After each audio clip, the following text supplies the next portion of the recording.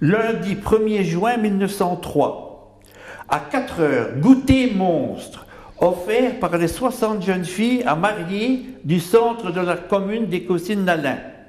Étant délaissés par un grand nombre de nos concitoyens, nous prions les jeunes gens des environs de bien vouloir participer au dit goûter et espérons avoir sous peu le plaisir d'assister à de nombreux mariages, signés des 60 jeunes filles à marier. Plusieurs sont sur le point de coiffer Sainte-Catherine. Et voilà comment tout a débuté.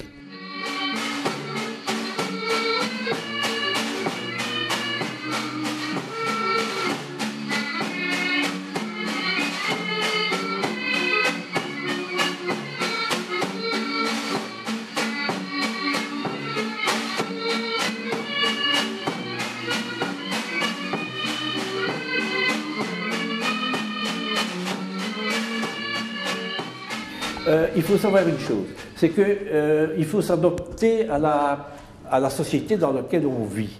Donc, ce n'est plus tellement un problème matrimonial, c'est surtout du folklore. On ne peut plus dire que les jeunes qui viennent ici, c'est pour former une famille, former un couple. Oui. Ils viennent pour s'amuser, pour passer une journée agréable. Et alors, il faut penser aussi à ceci, c'est qu'il faut trouver des distractions qui font partie de l'époque. Tout ça a évolué.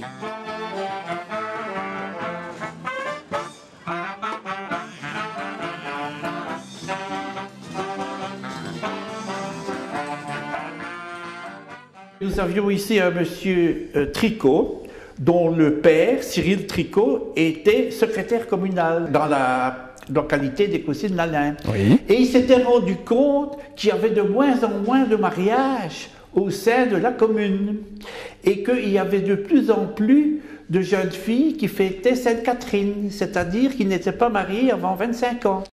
Et alors son fils, Tricot, Marcel Tricot en question, dit il faut qu'on intervienne, il faut qu'on fasse quelque chose. Et il a décidé de faire un goûter monstre, de faire une certaine publicité. Et le lundi de la Pentecôte de 1903, il a organisé un goûter monstre. Et bien avant le goûter, il avait fait toute une publicité autour de ce rendez-vous où il invitait des jeunes filles d'Écosine, invitait des célibataires des environs. Marcel Tricot était un blagueur, donc il a voulu faire scandale, hein, donc c'est comme ça qu'on relance aussi une tradition. Et donc en parlant au nom des jeunes filles à marier, des jeunes filles qui invitent des jeunes hommes, c'était scandaleux à l'époque. Oui. Et on retrouve ça notamment dans le discours de la première présidente qui a été écrit par Marcel Tricot, où voilà, les jeunes filles avaient été insultées dans les médias. En 1903, on est encore loin de 1948, hein, le droit de vote des femmes, etc. Elles n'avaient rien à dire. Et donc là, c'est aussi finalement c'est ça que j'aime bien aussi, ça a contribué un peu à l'émancipation féminine. Il faut bien s'imaginer qu'à l'époque, la société n'était pas comme aujourd'hui. Oui, hein. Tout était différent. Hein. On ne trouvait pas chaussures à son pied comme on le trouve à l'heure actuelle. Bon, c'est ça. Alors, qu'est-ce qui s'est passé? On a formé un petit comité avec des jeunes filles célibataires d'Écosine-Nalin. Et on a choisi parmi ces demoiselles, on a choisi une présidente qui était une fille d'un café où devait se tenir ce fameux goûter, c'est-à-dire à la Bassée, ici à Écosine-Nalin. La Bassée qui est vraiment le bastion, qui est vraiment la fondation d'Écosine. La Bassée, c'est le lieu sacré d'Écosine, si vous voulez. Oui. Et les gens de la Bassée, qui se trouvent pas tellement loin d'ici, ont commencé à se réunir et ont décidé qu'ils allaient dresser des tables, puisqu'il s'agissait d'un goûter monstre, qu'on allait prévoir du café, du chocolat chaud, qu'on allait prévoir les mastels, qui est une spécialité un petit peu du coin ici, oui. Et que tout ça allait se passer dans la joie et la bonne humeur. Et alors, après le goûter monstre, il y aurait un bal. D'accord. Hein, pour terminer la soirée.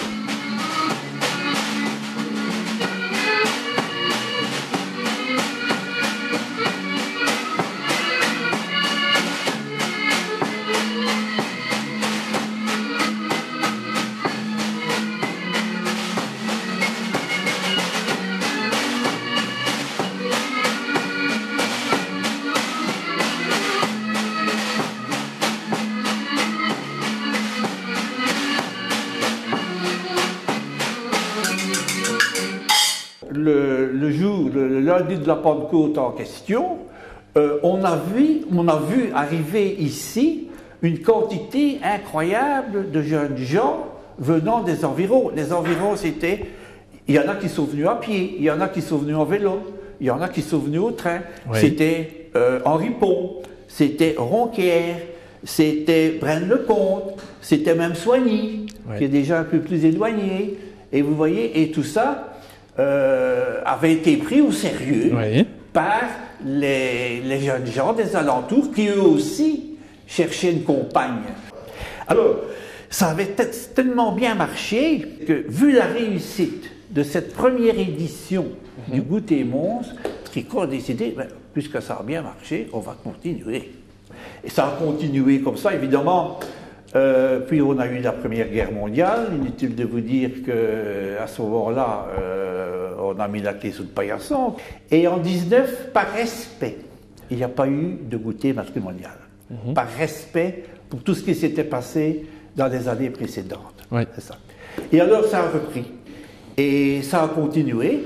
Mais évidemment, ça a attiré de plus en plus de monde, oui, de plus en plus de monde. On s'est rendu compte que la place de la Massée était beaucoup trop petite. Et on a décidé de faire le goûter non plus sur la place de la petite place qui se trouve ici en contrebas, oui, mais sur la place de la Ronce, oui, qui se trouve au pied du château fort. Et la place de la Ronce, par après, est devenue la place des comtes Vandenburg. Mais ça, c'est après. La présidente du goûter, ces demoiselles d'honneur, sont les représentantes des jeunes filles à marier d'Écossynes. Et bon, voilà, Écossynes est la cité de l'amour, donc elles invitent les célibataires à venir les rencontrer, et voilà, plus si affinité.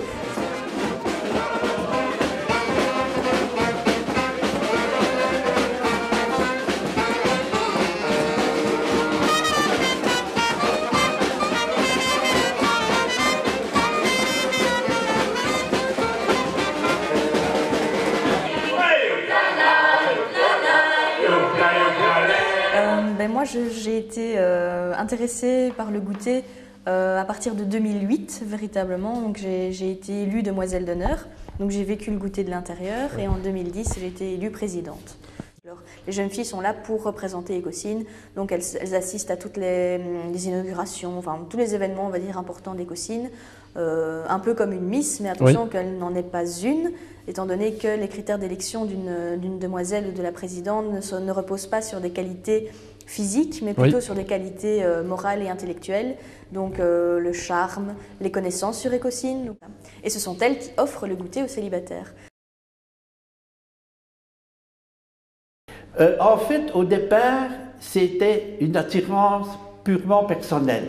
On dansait, donc, et c'était à ce moment-là que les couples pouvaient se former. J'ai deux tantes et un oncle qui ont fait leur bonheur ici au goûter matrimonial d'Écossynes, mais il y a longtemps. Alors, petit à petit, ça a changé, avec le changement de la société aussi, il y a beaucoup de choses qui ont changé, et on a décidé, après la Deuxième Guerre mondiale, de voir les choses sous un autre angle. Donc les célibataires arrivaient généralement déjà dans la matinée, et alors ils devaient s'inscrire. Et ils devaient acheter une tasse qu'ils attachaient à leur boutonnière.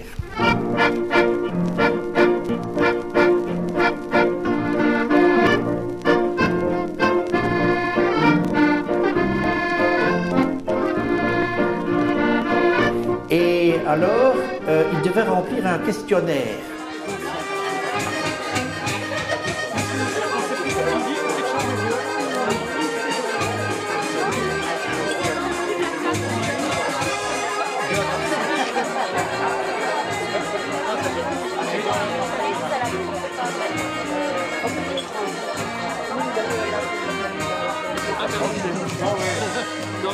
Et alors, il y avait ce qu'on appelait les marieuses.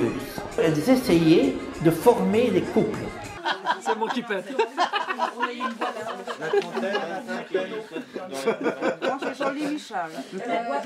Bon, j'ai 74 ans, 65, 61. C'est où ça, ton mère?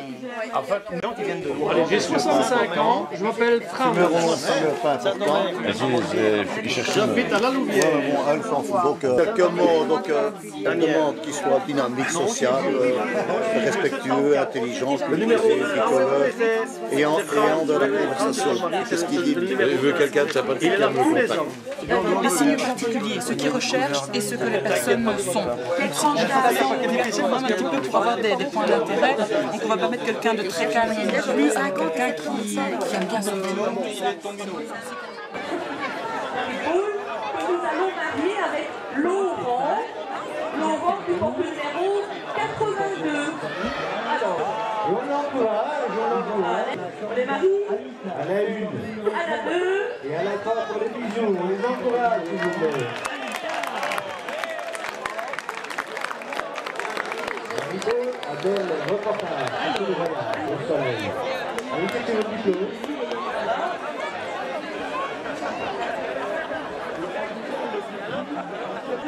Et à la 3 pour les bijoux. On les encourage, s'il vous plaît.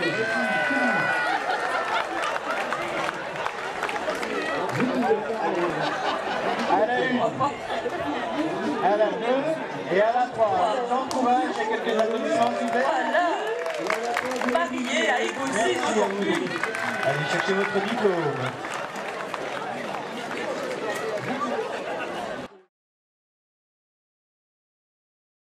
Et par après, en 1948, les Amis du Folklore ont été créés.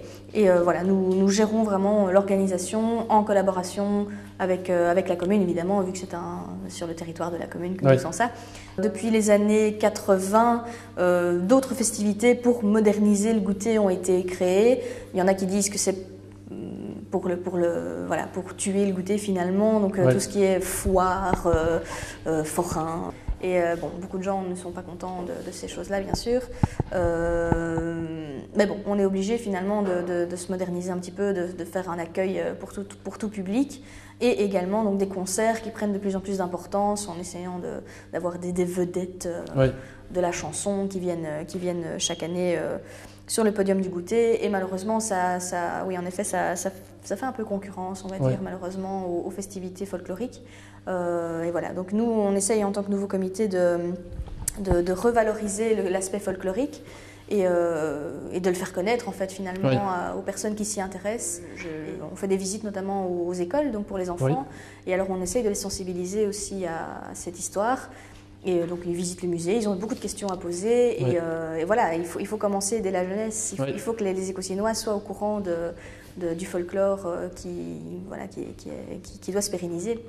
Donc pourquoi pas, en plus du folklore traditionnel, d'insérer par exemple le samedi des speed dating où des gens viendraient se rencontrer et viendraient participer au goûter. Parce qu'à ce moment-là, ils recevraient leur tasse et ils pourraient directement participer au goûter également. Un jour, je me trouve dans le midi de la France et je rencontre des personnes et c'était des Français, des indigènes, des gens du coin. Et je dis, on est belle. Oh, vous venez d'où? D'Écossine. D'Écossine?